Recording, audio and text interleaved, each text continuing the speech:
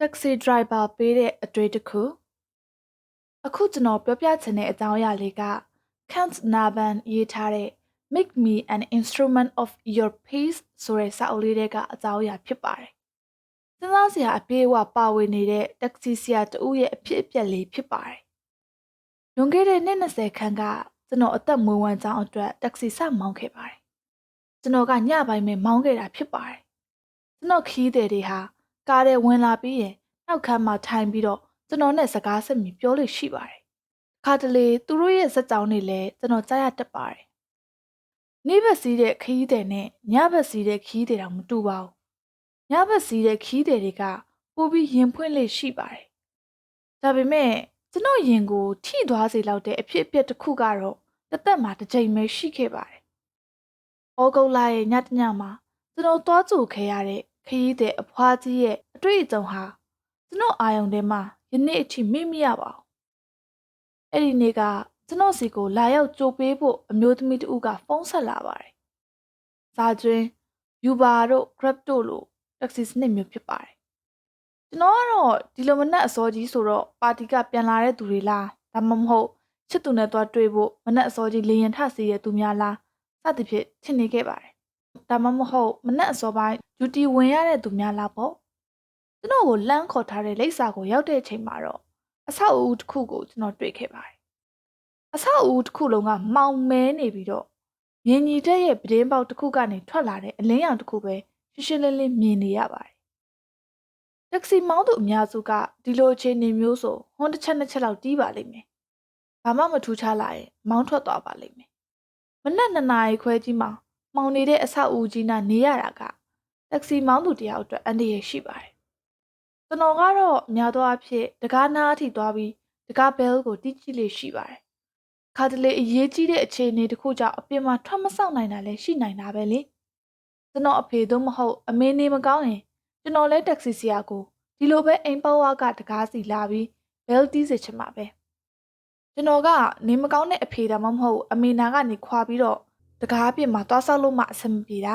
။ဒါကြောင့်ကျွန်တော်အမြဲကိုချင်းစာပြီးတကားဘဲလ်တော့သွားတီးလေရှိတယ်။ကျွန်တော်တကားစီလျှောက်သွားပြီးတကားခောက်လိုက်ပါတယ်။အသက်ကြီးကြီးအမျိုးသမီးတစ်ယောက်ရဲ့ခဏလေးဆိုတဲ့အတန်ကိုကျွန်တော်ကြားလိုက်ပါတယ်။အထဲကနေတကားဝစီကိုတစုံတစ်ခုတရွတ်ဆွဲလာတဲ့အတန်ကိုကျွန်တော်ကြားနေရပါတယ်။ခဏအကြာမှာတကားဖွင့်လာပါတယ်။ကျွန်တော်မြင်လိုက်ရတာကအသက်60နာကပ်နေတဲ့အဖွားအရွယ်အမျိုးသမီးတစ်ယောက်ပဲဖြစ်ပါတယ်။သူမဟာ1940ခုနှစ်လောက်ကအမျိုးသမီးတွေဝတ်ဆင်တဲ့ဒါအုတ်ထုပ်လေးကိုဆောင်းထားတာတွေ့ရပါတယ်။သူမကိုကြည့်ရတာအရင်ခေတ်ကအမျိုးသမီးကြီးလိုပါပဲ။သူမရဲ့ဘေးမှာလည်းနိုင်လွန်ခရီးဆောင်အိတ်လေးဆွဲလာပါတယ်။သူမနေတဲ့အခန်းကလည်းနှစ်ပေါင်းများစွာလူမနေတဲ့အခန်းနဲ့တူပါတယ်။အထဲမှာပရိဘောဂတွေကိုအဝတ်စရှည်တွေနဲ့အုပ်ထားတာတွေ့ရပါတယ်။နံရံမှာလည်းနိုင်မရှိပါဘူး။အခန်းရဲ့တောက်တစ်ခုမှာတော့ဓာတ်ပုံတွေနဲ့တိုလီမှုစတွေစုထားတဲ့ကတ်ထူပုံတစ်ပုံကိုတွေ့ရပါတယ်။အဖွားရဲ့အိတ်လေးကားစီတဲပေးလို့ရမလားလူလေးလို့အဖွားကမေးတော့ကျွန်တော်ကအိတ်ကိုကားစီအရင်ပို့လိုက်ပြီးအဖွားကိုတွဲဖို့ပြန်လာခဲ့ပါတယ်။သူကကျွန်တော်လက်မောင်းကိုကင်ပြီးဖြည်းဖြည်းချင်းကားစီရှောက်လာပါတယ်။သူမကရှောက်နေတော့မှကျွန်တော်ကိုကျေးဇူးတင်ကြောင်းတဖွက်ဖွက်ပြောနေခဲ့ပါတယ်။ရပါတယ်အဖွားရဲ့ကျွန်တော်ကတက်ကြီးရွယ်အိုခီးတဲ့တွေကိုကျွန်တော်အဖေအမေကိုဆက်ဆံတယ်လို့ပဲဆက်ဆံလေးရှိပါတယ်လို့ပြောတော့လိမ်မာလိုက်တဲ့ကလေးလို့ကျွန်တော်ကိုသူမချီးကျူးပါတယ်။တက္ကစီပေါ်ရောက်တဲ့အခါမှာတော့သူမကကျွန်တော်ကိုလိပ်စာတစ်ခုပေးပြီးမြို့တွေကမောင်းပေးလို့ရမလားလူလေးလို့မေးလာပါတယ်။မြို့တွေကဆိုရင်အမြန်မရောက်နိုင်ဘူးအဖွားလို့ကျွန်တော်ပြန်ပြောတော့သူမကရပါတယ်ကွယ်အမြန်မရောက်တာကိစ္စမရှိဘူးအဖွားအမြန်မလိုပါဘူးအဖွားကနာတာရှည်ဆေးရုံကိုသွားမလို့ပါလို့ပြောလာပါတယ်။ကျွန်တော်နောက်ကြည့်မှန်ကနေတဆင်အဖွားကိုကြည့်ပြီးတော့သူမရဲ့မျက်လုံးတွေဟာမျက်ရည်တွေနဲ့ရှုံးဆိုနေပါတယ်။သူမရဲ့အတန်တိုးတိုးလေးနဲ့အဖွားမှမိသားစုတွေလည်းမရှိတော့ဘူးလေ။ကြာကြာမနေရတော့ဘူးလို့ဆရာဝန်ကလည်းပြောထားတယ်လို့ပြောလာတော့ကျွန်တော်ရင်ဘတ်ထဲစို့သွားပါတယ်။ကျွန်တော်မသိမသာလေးကားကမီတာကိုပိတ်လိုက်ပါတယ်။သူမစီကကျွန်တော်တက္ကစီကယူမမဟုတ်တော့ဘူးလို့ဆုံးဖြတ်လိုက်ပါတယ်။အဖွားကျွန်တော်ဘယ်လမ်းကိုမောင်းရမလဲလို့မေးတော့သူမကလမ်းတွေပြပေးပါတယ် 2 နာရီလောက်ကြာအောင်ကျွန်တော်တို့မြို့ထဲပတ်မောင်းကြပါတယ်။အရင်တုန်းကသူမအလုပ်လုပ်ဖူးတဲ့နေရာတွေကိုလည်းကျွန်တော်ကိုပြပါတယ်။သူမနဲ့သူမအမျိုးသားနေထိုင်ခဲ့ဦးတဲ့နေရာကိုလည်းပြပါတယ်။ပရိဘော်ကဂိုဒေါင်ကြီးတစ်ခုရှေ့အရောက်မှာတော့သူမကျွန်တော်ကိုကားရက်ခိုင်းခဲ့ပါတယ်။ထိုဂိုဒေါင်ကြီးကအရင်တုန်းကသူမအကလေ့ကျင့်တဲ့အခန်းကျယ်ကြီးဖြစ်ခဲ့ဘူးကြောင်းရှင်းပြပါတယ်။တခါတလေအချို့အဆောက်အအုံတွေအချို့လမ်းထောက်တွေရောက်ရင်ကျွန်တော်ကိုကားအရှိန်လျှော့ခိုင်းပြီးသူမအမောင်တို့တဲကိုလွန်လွန်ဆွေးဆွေးငေးကြည့်နေတတ်ပါတယ်။နေရောင်ထွက်လာတဲ့အချိန်မှာတော့လူလေးအဖွားပင်ပန်းနေပြီးဆေးရုံသွားရအောင်လို့ပြောလာပါတယ်။ကျွန်တော်တို့နှစ်ယောက်ငြိမ်ငြိမ်သက်သက်နဲ့ဆေးရုံစီကိုမောင်းလာခဲ့ပါတယ်။ဆေးရုံရောက်သွားတော့အသက်ကြီးကြီးလူနှစ်ယောက်ထွက်လာပြီးအဖွားကိုတွဲခေါ်သွားကြပါတယ်။ကျွန်တော်ကတော့ကားနောက်ဖုံးကိုဖွင့်ပြီးအဖွားရဲ့အိတ်ကိုတကားဝအထိလိုက်ဖို့ပေးလိုက်ပါတယ်။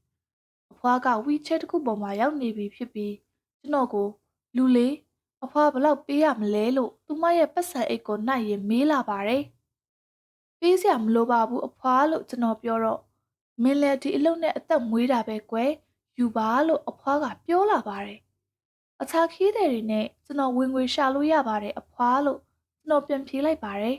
။ကျွန်တော်ခက်ကြကြတွေးမနေတော့ပဲအဖွားကိုခါကုန်းပြီးဖက်လိုက်ပါတယ်။အဖွားကလည်းကျွန်တော်ကိုပြန်ပြီးတင်းကျပ်စွာဖက်ထားပါတယ်။မင်းကအဖွားကိုပျော်ရွှင်စရာအခိုက်အတန့်လေးပေးခဲ့တယ်။မင်းကိုအဖွားကျေးဇူးတင်ပါတယ်ကွယ်လို့ပြောလာပါတယ်။ကျွန်တော်အဖွားလက်လေးကိုခဏဆုပ်ကိုင်ပြီးနောက်ပြန်လည်ထွက်ခွာလာခဲ့ပါတယ်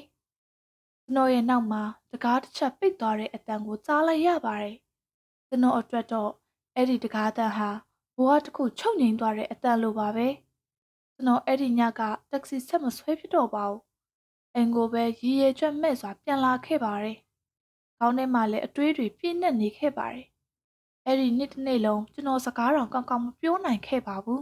။အကယ်၍အဖွားဟာကျွန်တော်နဲ့မတွေ့ပဲ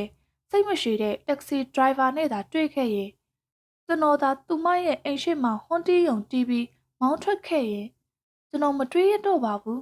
။ကျွန်တော်ဘဝမှာအဖွားကိုကြုံမိခဲ့တဲ့လောက်ရက်လောက်မှန်ကန်ပြီးအားရတဲ့လောက်ရက်မရှိခဲ့ပါဘူး။ကျွန်တော်တို့လူသားတွေအားလုံးဟာဘဝရဲ့အကြီးကျယ်ဆုံးအခိုက်အတန့်တွေကိုပြင်းပြင်းထန်ထန်ရှာဖွေကြပေမဲ့တကယ်တမ်းအနာရောက်လာတဲ့အခါမှာသတိမထားမိတတ်ကြပါဘူး။ဘဝရဲ့အကြီးမားဆုံးအခိုက်အတန့်တွေဟာအသေးအမွှားရောင်ဆောင်ပြီးကျွန်တော်တို့နာကိုမထင်မှတ်ပဲရောက်လာတတ်ကြပါတယ်။အထက်ပါအကြောင်းအရာလေးကတော့ Make me an instrument of your peace ဆိုတဲ့စာအုပ်လေးထဲမှာပါဝင်တဲ့အကြောင်းအရာလေးဖြစ်ပါတယ်။ဒီအကြောင်းအရာလေးကကျွန်တော်ကိုအတွေးများစွာပေးခဲ့ပါတယ်။ရင်ထဲကိုလည်းထိပါတယ်။ဒီစာအုပ်ကိုဖတ်နေတဲ့စာဖတ်သူတွေလည်းအတွေးတစ်စုံတစ်ခုရသွားမယ်လို့ကျွန်တော်ယူဆပါတယ်။ကျွန်တော်တို့ရဲ့ဘဝဟာတကယ်တော့ဆုံးဖြတ်ချက်တွေနဲ့ဖွဲ့စည်းထားတာပါ။မနက်မိုးလင်းတဲ့ကဆုံးဖြတ်ချက်တွေချရပါတယ်။မနက်စာဘာစားမလဲ။ဘာအဝတ်အစားဝတ်မလဲ။ဘာဖနက်စီးမလဲ။စသဖြင့်ဆုံးဖြတ်ချက်တွေများစွာချရလေရှိပါတယ်။တခါတလေအသေးအမွှားလို့တင်ထင်လိုက်တဲ့အရာတွေကသူတစ်ပါးအတွက်ကြီးကြီးမားမားကြီးတွေဖြစ်နေတတ်ပါတယ်။သင်ရဲ့ကုညီဖေးမမှုလေးတစ်ခုကြောင့်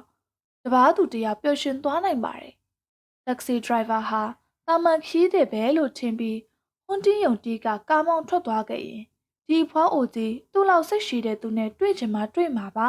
။ဘဝကုံဆုံးတော့မဲ့အဖွားကြီးကိုခဏကြာလေးပျော်ရွှင်အောင်လုပ်ပေးနိုင်ခဲ့တဲ့ကုသိုလ်ကမနှဲပါဘူး။သူ့အနေနဲ့လည်းဒီလောက်ရက်ကိုတစ်သက်လုံးအမက်ရနေတော့မှဖြစ်ပါတယ်။ဝမ်းသာစရာဖြစ်ရတစ်ခုမဟုတ်ပေမဲ့သူ့လောက်ရက်ဟာသူ့ဘဝအတွက်ဂုဏ်ယူစရာပါ။ကျွန်တော်တို့အားလုံးလည်းဘဝမှာနောင်တရနိုင်မယ့်အရာတွေကိုအတက်နိုင်ဆုံးရှောင်ရှားရင်းမိမိတက်နိုင်တာလေးနဲ့သူတစ်ပါးကိုပျော်ရွှင်အောင်ကူညီလို့ရပါတယ်။ပျော်ရွှင်မှုဆိုတာမျှဝေခံစားမှပြန်လည်ရရှိတဲ့အရာတစ်ခုလည်းဖြစ်ပါတယ်။အားလုံးပဲမျှဝေခံစားတတ်ကြပါစေ။